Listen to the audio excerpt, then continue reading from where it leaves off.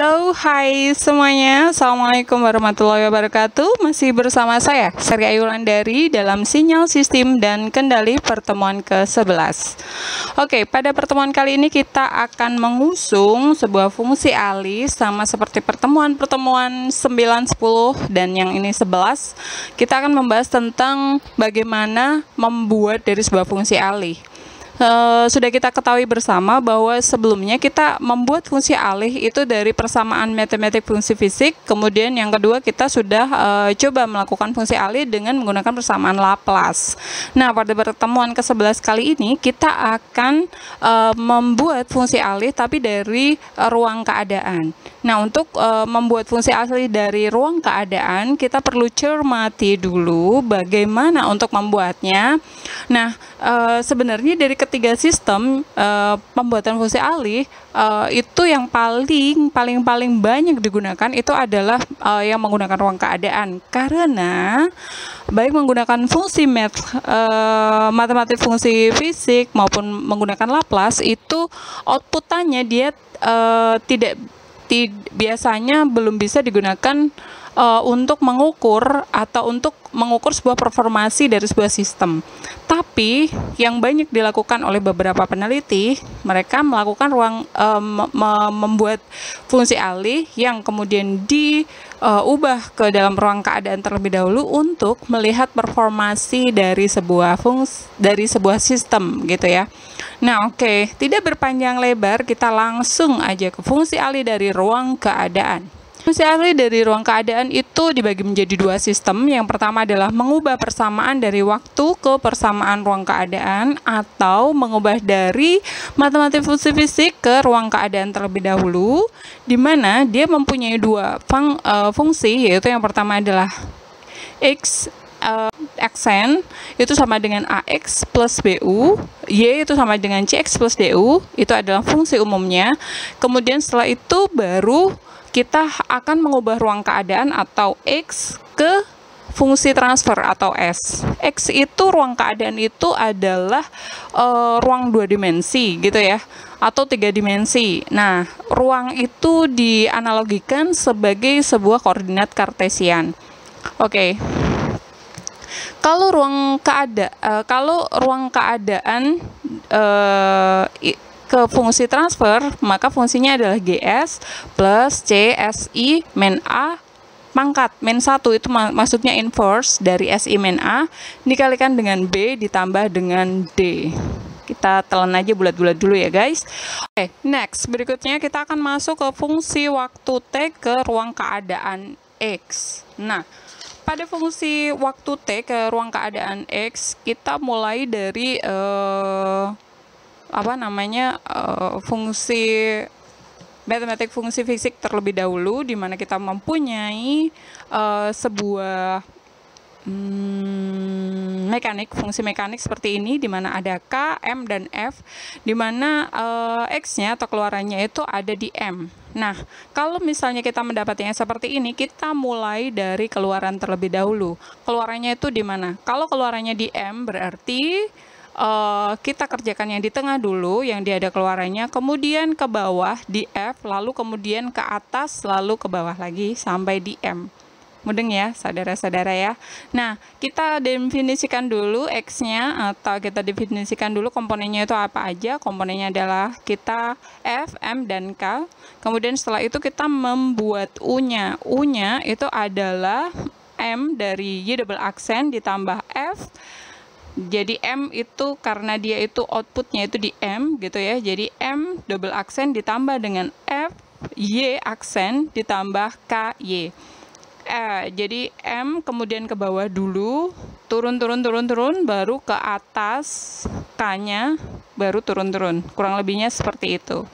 Nah, setelah itu kita akan melihat bahwa sebuah fungsi itu, keluaran dari sebuah fungsi itu merupakan masukan dari fungsi yang lain.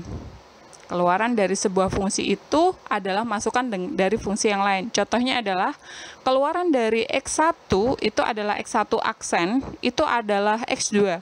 Maka X2 itu sama dengan X1 aksen. Betul?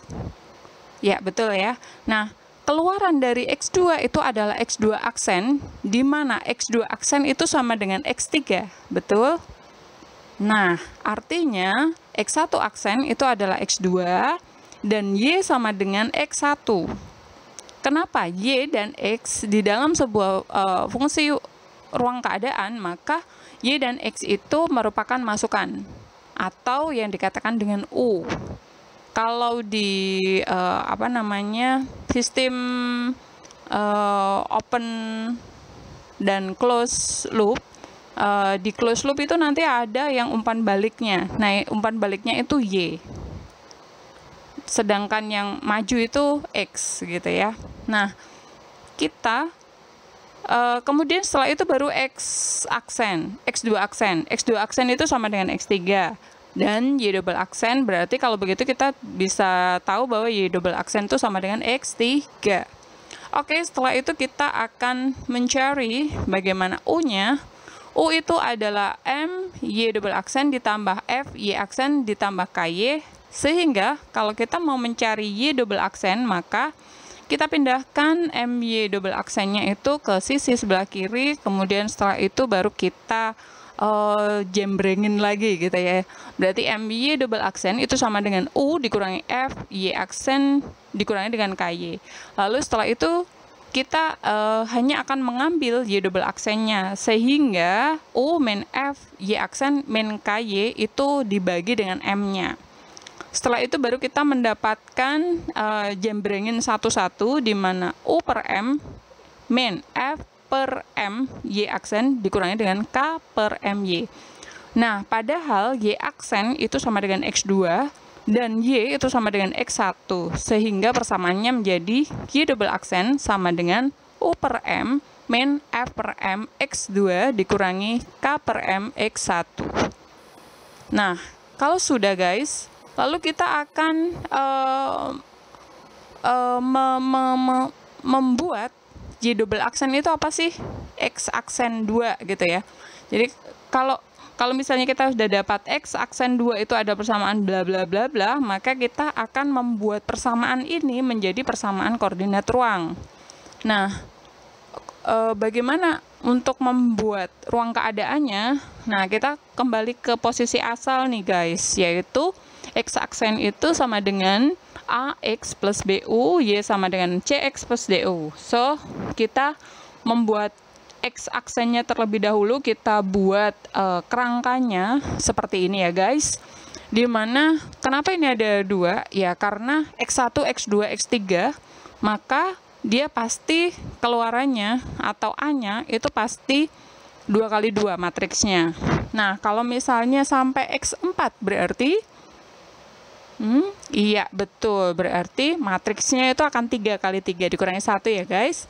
Nah, kalau misalnya kita punya X1 dan X2 aksen, maka di sini, maka di bagian matriks A-nya, ini berarti ada matriks A, X1 plus X2 ditambah matriks BU gitu ya.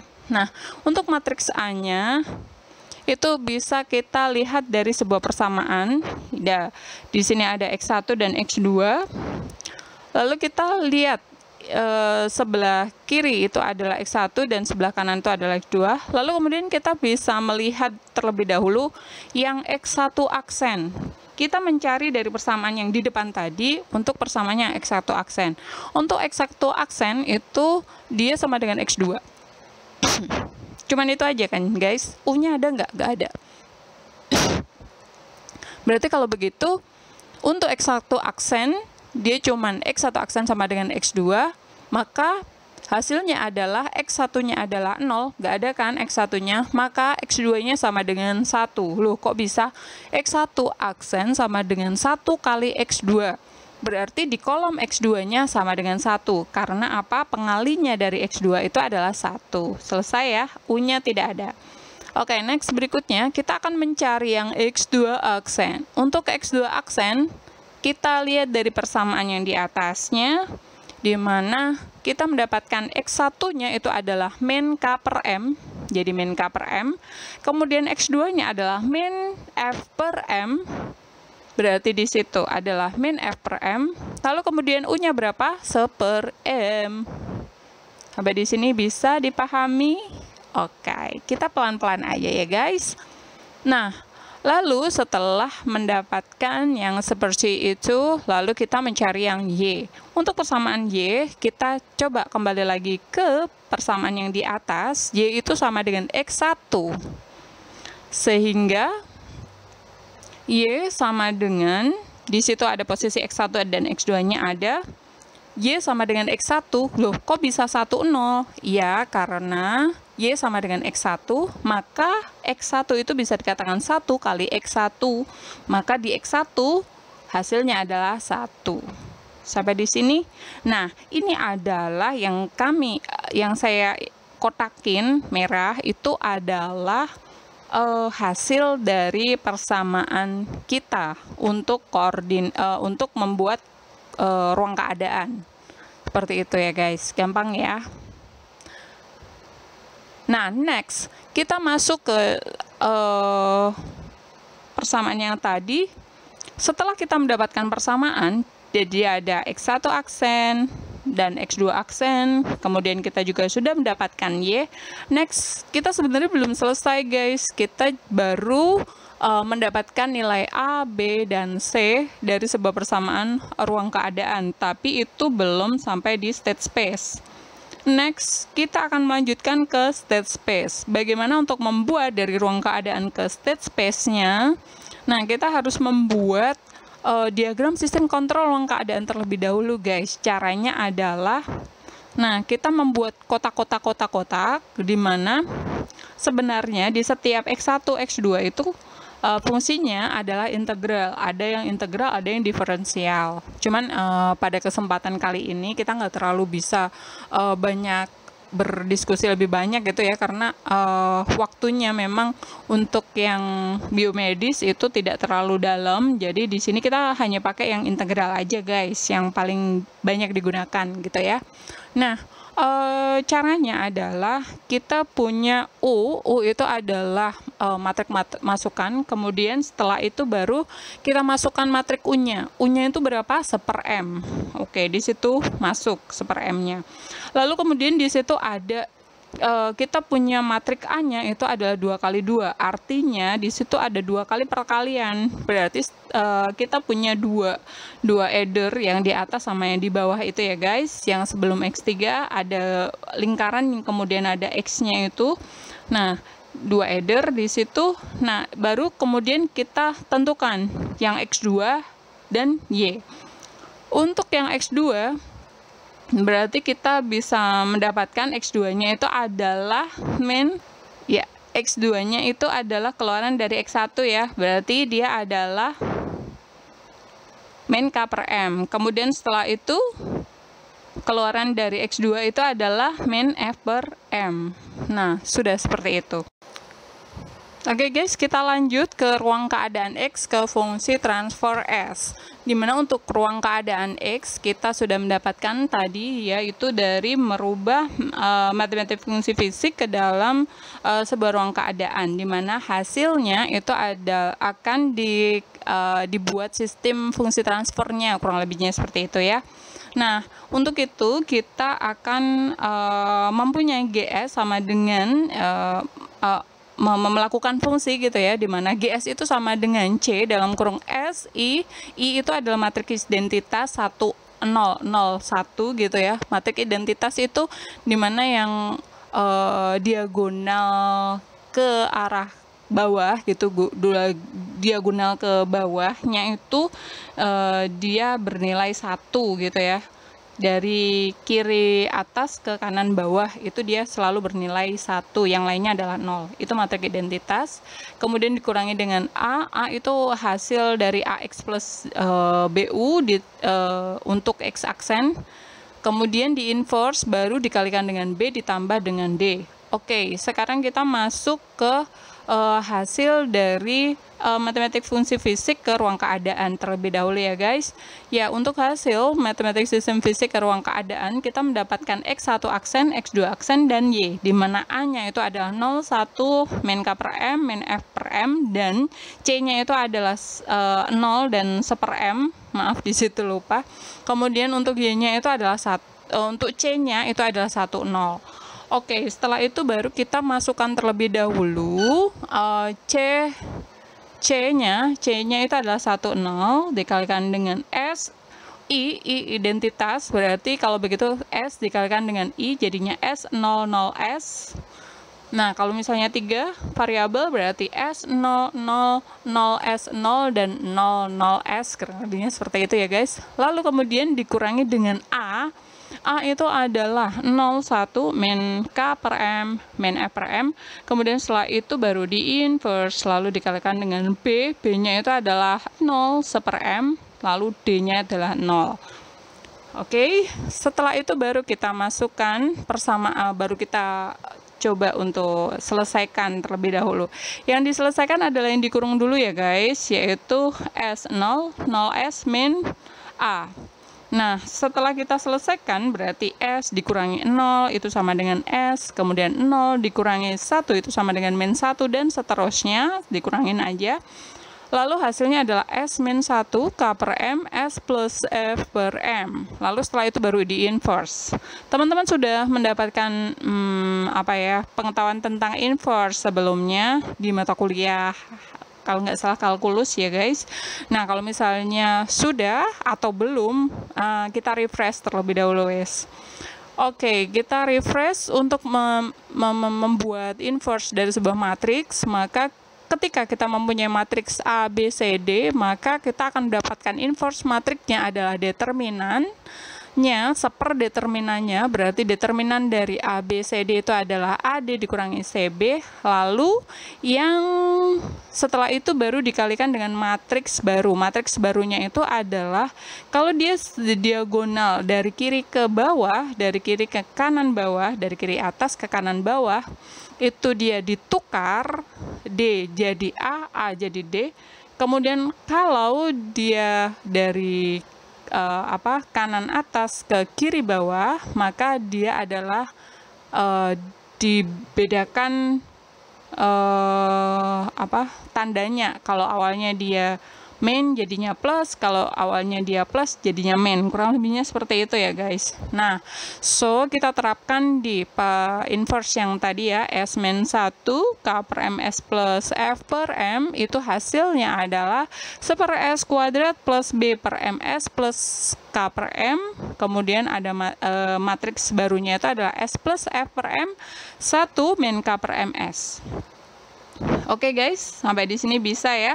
Kemudian setelah itu baru kita masukkan ke GS-nya lagi, dimana hasilnya adalah 1, 0 dikalikan dengan hasil inverse-nya dikalikan dengan 0 1 per M. Lalu setelah itu guys, kita akan mendapatkan fungsi baru. Nah, fungsi barunya adalah seperti itu ya. GS sama dengan 1 per S kuadrat plus B per MS plus K per M dan seterusnya. Lalu setelah itu yang kita kalikan terlebih dahulu adalah yang 1, 0-nya dengan hasil dari inverse-nya tadi guys. Hasilnya adalah, karena dia 1, 0 ya, otomatis yang bawah selalu 0. Berarti yang bawah hilang ya, berarti min K per M dan S-nya itu hilang karena 1, 0. Perkalian itu kan baris, kalikan dengan kolom ya guys. Nah, setelah itu baru dikalikan dengan C-nya. Nah, C-nya itu adalah 0 B-nya, dikalikan dengan B-nya ya, maaf ya. Jadi, B-nya itu adalah 0 per 1 per M. Jadi, kalau gitu, hasilnya adalah 1 per M. Nah, kalau sudah, baru kita kalikan dengan seperdeterminannya. Nah, hasilnya adalah 1 per MS kuadrat plus BS plus K. Oke, next. Berikutnya, kalau kita sudah mendapatkan GS sama dengan 1 per MS kuadrat plus BS plus K, maka kemudian akan kita bandingkan apakah hasil dari matematik fungsi fisik Dan hasil dari ruang keadaan itu sama ya guys. Oke, kita mulai dari persamaan matematik fungsi fisik terlebih dahulu. Hasilnya adalah 1 per L plus R dalam kurung C ditambah 1.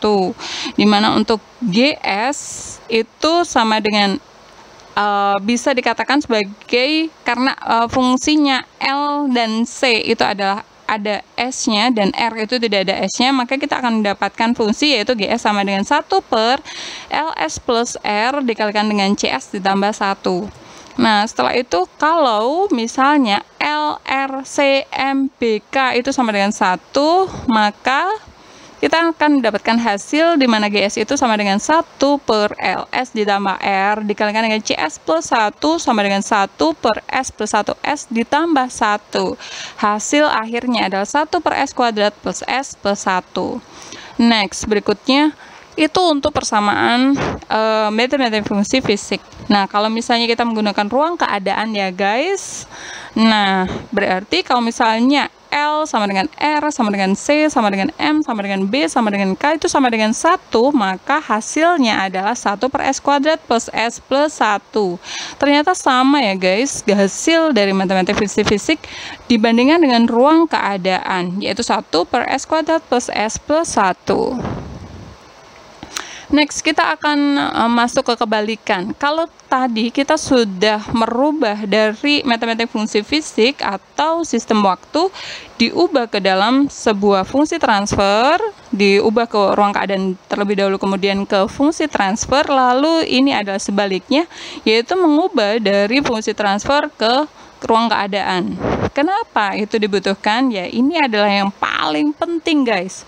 Hampir semua fungsi transfer, walaupun mereka pakainya yang pertama pakai matematik fungsi fisik ataupun Laplace untuk mendapatkan fungsi transfernya, tapi mereka akan mengubahnya ke dalam keadaan ruang itu biasanya. Kenapa? Untuk mengetahui performasi dari sebuah sistem, maka dia membutuhkan mengubah dari fungsi transfer ke ruang keadaan untuk mengetahui performance dari sistem tersebut ya guys. Oke. Kita masuk ke dalam kebalikannya, bagaimana mengubah dari sebuah fungsi transfer ke ruang keadaan. Oke. Jika ada sebuah GS itu sama dengan 3S kuadrat ditambah 6S dikurang 45 dibagi S kuadrat plus 5S plus 6, maka kita akan mendapatkan sebuah fungsi baru di mana parameter yang di depan S itu tidak boleh lebih dari 1 alias harus 1 gitu ya. Harus single variable. Nah, kalau misalnya seperti itu harus 1 gitu ya. Nah, jadi 3-nya itu harus dikeluarkan terlebih dahulu guys. Berarti 3 dalam kurung S kuadrat ditambah 2S min 15 itu berlaku untuk numerator atau denumeratornya, dan denumeratornya atau pembilang maupun penyebutnya itu sama. Kalau di depannya masih ada angkanya, maka harus disederhanakan terlebih dahulu sampai sesederhana mungkin, sampai S-nya itu 1. Sampai di sini bisa ya guys. Nah, setelah itu berarti 3 itu apa ya? 3 itu adalah K atau gain atau penguatan. Nah, tapi di sini tidak terlalu dibahas terlebih dahulu guys. Nah, di sini kita mendapatkan GS itu adalah bla bla bla bla per, kita lihat yang di bawahnya terlebih dahulu ya guys. S kuadrat plus 5S plus 6.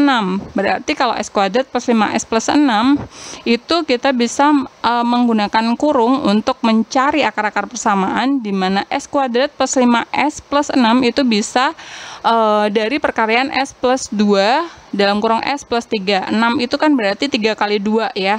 3 dikali 2 sama dengan 6, berarti yang di depannya 2 ditambah 3 itu sama dengan 5, berarti betul ya. Jadi akar-akar persamaannya adalah S plus 2 dan S plus 3. Lalu setelah itu baru kita buat sistem baru, yaitu KA per S plus 2 plus KB per S plus 3. Nah, itu adalah persamaan parsialnya. Next, kemudian kita mencari A-nya terlebih dahulu guys. Kalau kita sudah mendapatkan persamaan parsialnya, baru kita mencari A dan B-nya. A dulu ya guys. Untuk A itu adalah perkalian dari fungsi awalnya dikalikan dengan KA-nya yang bagian denominator atau penyebutnya. Lalu di mana S-nya itu sama dengan nilai S dari penyebut. Contohnya seperti ini guys. Kita lihat dulu yang KA. A itu sama dengan 3S kuadrat bla bla bla bla bla bla, itu adalah persamaan dari fungsi awalnya gitu ya. Lalu kemudian dikalikan dengan S plus 2, itu adalah bagian bawah dari KA per S plus 2. Lalu setelah itu S plus 2, maka kalau S plus 2 maka S-nya sama dengan min 2 kan ya guys. Berarti hasilnya akan jika S itu sama dengan min 2.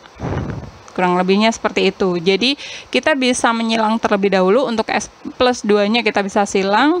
Kemudian setelah itu kita masukkan 3S kuadrat di mana S-nya itu adalah min 2 ditambah 6S di mana S-nya itu adalah min 2 dikurangi 45 dibagi dengan S plus 3 di mana S-nya itu adalah min 2. Dan hasilnya adalah 15 guys. Gampang ya. Next, kemudian kita mencari B-nya. Masih sama dengan persamaan yang pertama, kita mencari B itu adalah dengan mengalihkan persamaan awal dikalikan dengan penyebut dari B-nya, berarti KB per S plus 3, penyebutnya adalah S plus 3, berarti yang kita kalikan dengan S plus 3, di mana ketika S sama dengan S plus 3 sama dengan 0, maka S-nya itu sama dengan min 3 gitu ya, jika sebuah S sama dengan min 3. Nah, setelah itu baru kita silang terlebih dahulu S plus 3-nya, kemudian setelah itu baru kita masukkan min 3-nya. 3S kuadrat di mana S itu sama dengan min 3 ditambah dengan 6S di mana S itu sama dengan min 3 dikurang 45 dibagi dengan S plus 2 di mana S-nya itu adalah min 3. Hasilnya adalah 12. Sampai di sini bisa dimengerti guys. Oke, next kemudian kita akan mendapatkan GS. GS itu sama dengan min 15K. Berarti A-nya itu adalah min 15K per S plus 2 ditambah dengan 12K, dikurangi dengan, ditambah ya, maaf ya, itu ya, ditambah dengan 12K dibagi dengan S plus 3. Nah, next, kalau kita sudah mendapatkan persamaan tersebut, persamaannya adalah min 15K per S plus 2 ditambah dengan 12K per S plus 3, maka kita akan bisa menggambarkan sebuah diagram sistem kontrol dari sistem S gitu ya, dari sebuah fungsi transfer S. Di mana hasilnya adalah di situ ada US. US itu adalah fungsi inputan. Kemudian setelah itu baru kita mempunyai seper S plus 2, seper S plus 3 itu adalah bagian denumeratornya. Kemudian untuk atau bagian penyebutnya. Kemudian untuk yang bagian pembilangnya kita masukkan ke kotak yang sebelahnya yaitu min 15 dan 12K. Lalu setelah itu berakhir di Y. Sampai di sini jelas semuanya ya guys. Oke, next kita akan mendapatkan hasil dari X aksen dan X1 aksen dan X2 aksen. X1 aksen itu sama dengan, kita lihat bahwa di X1 aksen itu dia sebelumnya ada 1 per S plus 2. Yang kita lihat adalah yang bagian denominatornya atau bagian penyebutnya ya guys. Berarti penyebutnya itu S plus 2 sama dengan 0, maka S sama dengan min 2. Maka hasilnya adalah X1 aksen itu hasilnya adalah min 2 X1 ditambah U. Sampai di sini bisa dimengerti ya guys. Lalu next berikutnya untuk yang X2 aksen. Untuk yang X2 aksen ya guys, kita mendapatkan dari yang bagian bawahnya yaitu 1 per S plus 3 bagian denominator, jangan lupa yaitu bagian penyebut, di mana bagian penyebutnya adalah S plus 3 sama dengan 0, di mana S sama dengan min 3. Maka hasil dari parameter awal dan min 3 X2 ditambah dengan U. Sampai di sini bisa dimengerti ya guys. Oke, setelah itu kita hanya akan mencari Y-nya. Untuk Y-nya itu adalah perpaduan dari dua-duanya ya guys, dimana sebelum dari Y maka kotak yang paling dekat adalah yang bla bla bla bla K itu ya. Nah, sehingga kita akan mendapatkan hasil min 15K V1 ditambah 12K V2. V1 itu sama dengan X1 dan V2 itu sama dengan X2, maka hasilnya adalah min 15K X1 ditambah 12K X2. Oke, sampai di sini bisa dimengerti ya guys. Oke, lalu setelah itu, setelah kita mendapatkan X1 aksen, X2 aksen, dan Y, kita masuk ke dalam bagaimana mengubah dari persamaan fungsi ruang ke fungsi X, mengubah dari fungsi tersebut ke persamaan ruang keadaan. Nah, untuk membuat ruang keadaannya ya guys, di situ udah ada X1 dan X2 aksen dan ada Y. Kemudian kita bikin formatnya terlebih dahulu untuk formatnya. Nah, setelah itu baru kita isi formatnya tersebut. Oke, kita dari yang mulai A terlebih dahulu ya guys. Untuk X1 aksen itu sama dengan min 2X1, berarti X1-nya yang ada yaitu min 2 dan X2-nya itu 0. U-nya ada, berarti U-nya adalah 1. Lalu kemudian X2 aksen. X2 aksen itu sama dengan min 3X2, berarti X1-nya kosong, X2-nya min 3. Lalu apakah ada U? Ada, berarti U-nya adalah 1. Lalu kemudian untuk Y-nya, kita punya X1 dan X2, berarti Y-nya itu sama dengan min 15K dan 12K dari X1 dan X2. Sampai di sini jelas ya guys, gampang sekali. Nah, ini adalah hasil dari ruang keadaan dari sebuah fungsi transfer kemudian diubah ke dalam sebuah ruang keadaan. Oke, gampang ya guys. Nah, untuk sebenarnya ini sangat-sangat penting guys. Kita lihat dulu ya sebenarnya performa dasar dari sistem kontrol itu apa aja. Jadi untuk mengetahui apakah sistemmu itu bagus atau tidak, apakah robot kalian itu bagus apa tidak, apakah alat kalian yang kalian bikin itu bagus atau tidak, itu ada beberapa performa dasar gitu ya. Pertama, kita bisa lihat dari errornya, apakah errornya banyak ataukah errornya sedikit. Kalau errornya banyak berarti performasinya jelek. Tapi kalau errornya sedikit, itu berarti performasinya bagus gitu. Error kalau bisa seminim mungkin gitu ya. Nah, yang kedua adalah stabilitas. Sebuah sistem atau sebuah robot atau sebuah alat itu akan bagus jika dia stabil. Nah, nilai dari kestabilan nanti akan ada di pertemuan berikutnya. Tapi di sini saya akan kasih tahu dulu bahwa performanya itu ada error, kemudian ada stabil. Kemudian yang ketiga itu adalah terkontrol atau controllability atau keterkontrolan. Nah, sebuah robot atau sebuah sistem itu ada angka controllability-nya.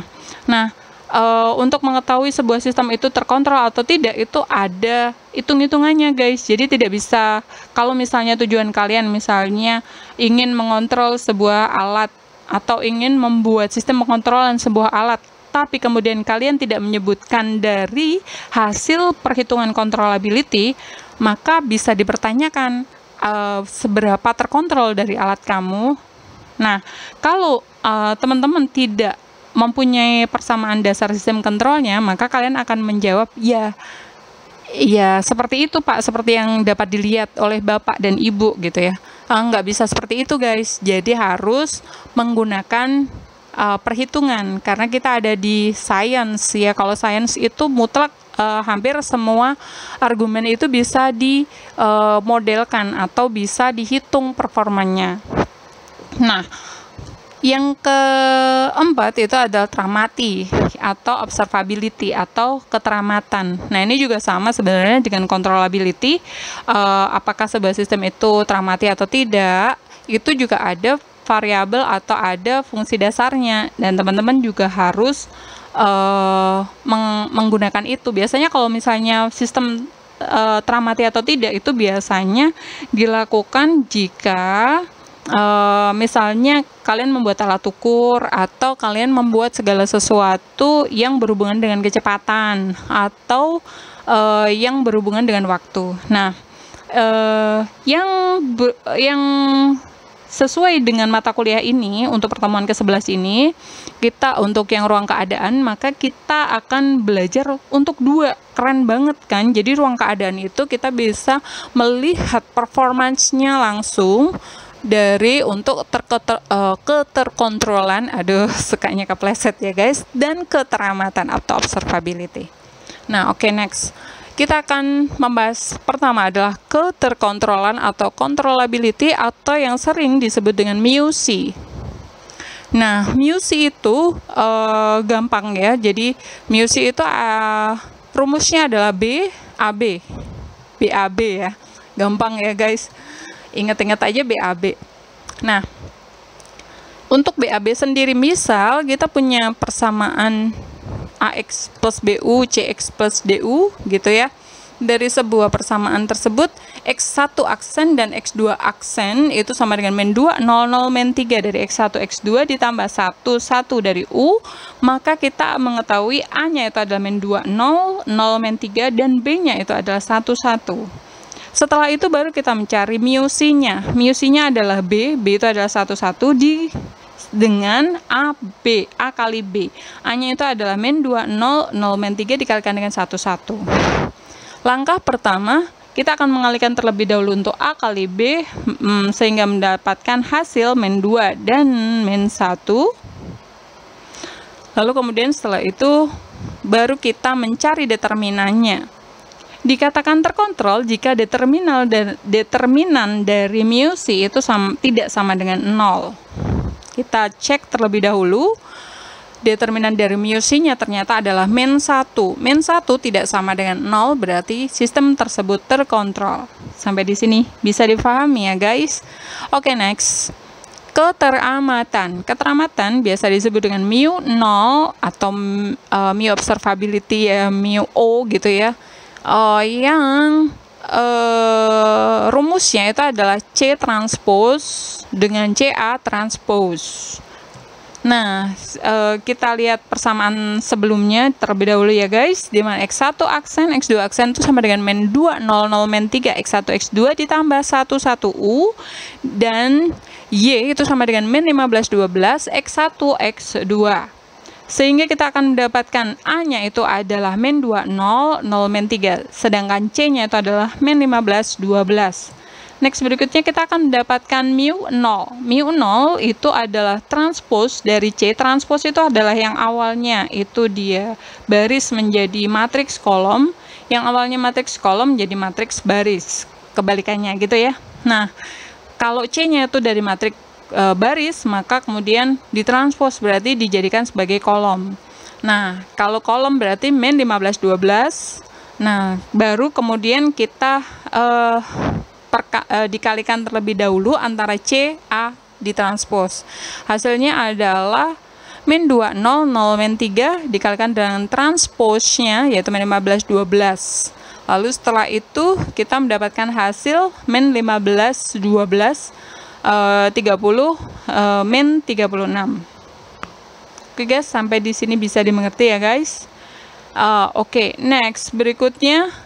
Dikatakan teramati jika determinal mu0 itu tidak sama dengan 0. Maka kita harus mencari determinal dari mu0 terlebih dahulu. Hasilnya adalah 180, berarti sistem tersebut adalah teramati. Oke, gampang sekali ya guys.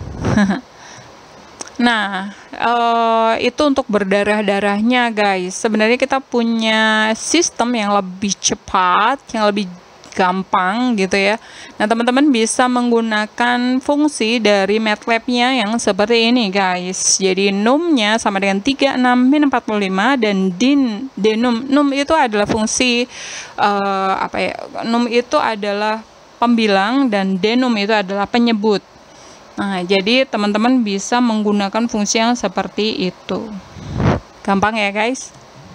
Oke, untuk latihan guys, ya kayaknya nggak afdol kalau nggak ada latihan di rumah gitu ya. Silahkan kalian bisa mengerjakan 2 soal dari latihan tersebut.